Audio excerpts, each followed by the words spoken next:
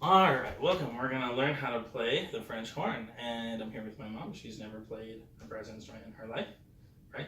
Right. Okay, confirmation. She's played the piano and she sang, so we're going to use some of that musical knowledge to our advantage. For the French horn, we want to make sure that we handle it with the bell to the right, because ultimately this is how we're going to play it. Also, I'm going to tell my students that we have the sticker of the instrument, in this case Yamaha, always on the front. And so we always start, the production people know that if their logo is on the top, that's the correct way to open the case, so that it doesn't spill out and fall on the floor. So go ahead and unlatch those three right there. There's one more around the corner. Okay, go ahead and give that open up. All right, let me show you a little bit about what we're dealing with here. So, French horn, we have here the bell, and we have lead pipe, and for lack of a better word, we have all the tubing. Okay. All these things right here, this right here, especially, or this thing especially here, and all these things slide, and they are a pain to tune, like any instrument, like kind of like the piano, how it takes forever to tune. This probably takes less time, but you know. So the idea here is that there's some metal that we can grab, some that we should not grab. So you want to keep in mind anything here that has a degradation of color in between right here, that like kind of splits, that's what we don't hold. A good bet is to hold the bell, hold the lead pipe, and it goes around one time like this. This is all sturdy, this is all fine to hold. Okay, so I'm going to put this back in and let you handle that. Go ahead and bring that out of the case. Good, very nice. Good. And you're setting the instrument on your right leg, which is ultimately going to be a really good idea. All right, I'm going to take that back from you, and we'll talk about the second piece here. This is the mouthpiece. This basically is an instrument within an instrument. We always want to treat this as if this is what's making all of our sound. To play out of the mouthpiece, what we want to do is buzz our lips. What that is kind of like a raspberry that babies do without the tongue. They just go. You can give that a whirl. You can spit on me. Yeah, natural. Okay. And sound does come out better once everything's all attached. That's its purpose. But we want to get as much sound out of just this with our lips as possible. The rule here is that we get 2/3 of the space in here covered by our top lip, and then 1/3 of the space in here covered by our bottom lip. Okay. Our bottom lip is mostly going to stay holding still, and it's our top lip that's going to be flapping back and forth as we're trying to blow air through it and keep the lips closed at the same time. So, demonstration. Well, let me show you first so you can see the proportions. You can see how most of it is on my top lip, and then some of it's on my bottom lip. Okay. The bottom lip stays still. Alright, we're going to sanitize that.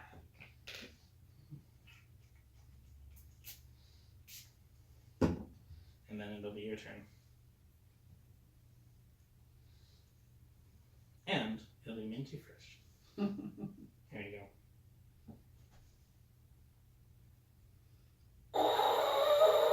Good. Gonna make a couple of suggestions, or a couple of corrections for you. Can I have you open up your fingers so that you only have like 2 fingers on top when you blow into this, okay?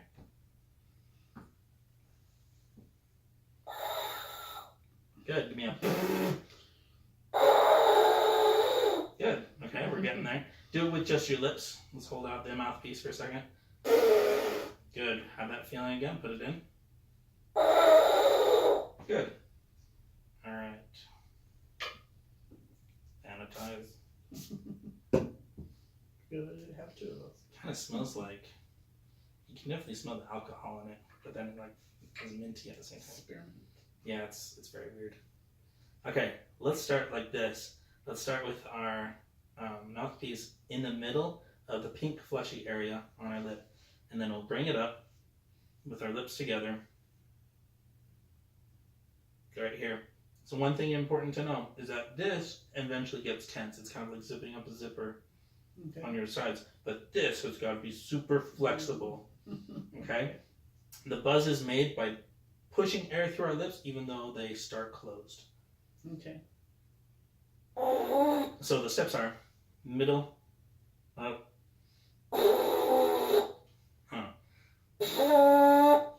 let's experiment with that and see if we can make a sound. Thwipey, thwipey. Open hand if you please. 1 or 2 fingers.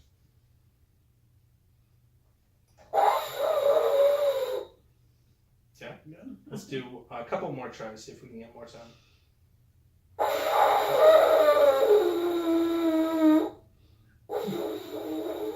Okay. Alright, that's a good start. Now, we're going to talk about breathing. For breathing, a lot of things could go wrong because I, as the teacher, can't see it.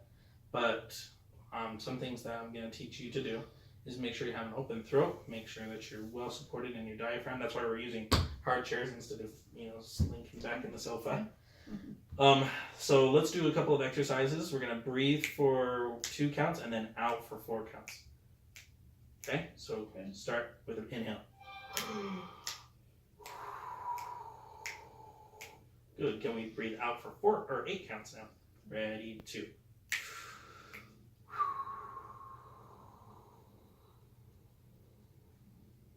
Good. Basically, there's 2 kinds of breath that we use in wind and brass instruments. There's the cool breath and there's the warm breath.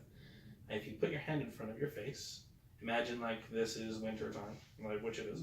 This is a window and you're blowing to make the fog on the window. What kind of breath would you use?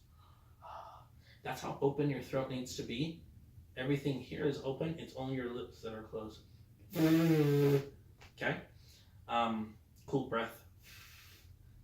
That's a whole different story. Okay. With that in mind, let's see if we can get a note out here on the instrument. Okay. Oh, one thing I need to do first is we need to talk about how to hold the instrument. Okay? Check this out. Alright? Let's talk about the left hand first. Let's talk about the right hand first. Okay. So, your hand has to go in the French horn. Apparently, people got so accustomed to this certain sound that it has to be held that way. Also, it's good for just holding it. So you're holding it with the back of your hand, never, ever, ever this way, but always this way.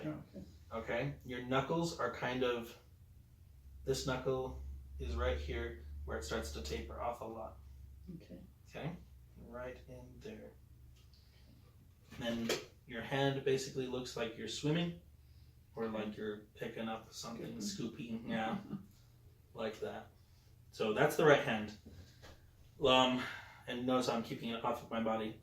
Left hand, first of all, notice how the lead pipe is going straight from my mouth. I'm never like blowing into it down here. Yeah, air, important. We bring it up to our face, but it's kind of offset. This goes out straight. The rest of the horn hangs off the right hemisphere of our bodies. Pinky inside the hook. 1, 2, 3 right here, and then thumb rests on here too. This is called the trigger. Okay, so 3 buttons right there. Okay, let's sanitize that mouthpiece. Let's go a lot faster. Oh, and something that you may have noticed me doing when I'm putting the mouthpiece in and out, we don't have to jam it in. Transfer it, slide it. Put it in and turn a bit. A little bit of push in, a little bit of turn, and the metal just kind of contacts with itself. So let's get left hand set up. Perfect. Thumb can rest on the trigger. On top of the trigger. Just don't push anything in yet. Right hand is there. A little bit farther out, and you want to open up your arm like a chicken wing.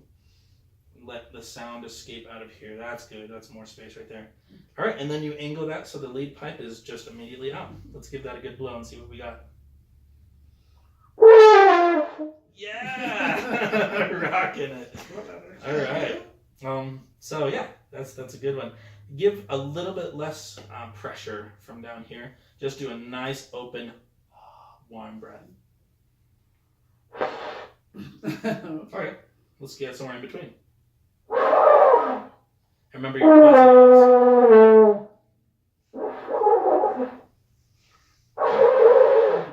Duplicating it's hard. No, it's great. It's great. Good experimentation there. Take it off and buzz. Good. Get that feeling back. There you go. That's the feeling right there. Right there. Okay. Yay. And so, kind of, it's not a cop out. But one thing that you should know is that your muscles, I mean, you don't use the muscles that you buzz with in a French horn every day. I mean, there's muscles that, like if you're going to the gym and lifting heavy weights every day, you work up to it, okay? So it does take practice. What you did today was phenomenal. It's a good start. Like getting calluses on your fingers when you play guitar. Exactly. It feels really hard and awkward at first, but after you just keep doing it every day, you get it. I'm going to check our time. Okay. We've been going for 11 minutes, and we accomplished our goal of getting a good sound out of the instrument, and so that's it for today. Thanks very much. Okay.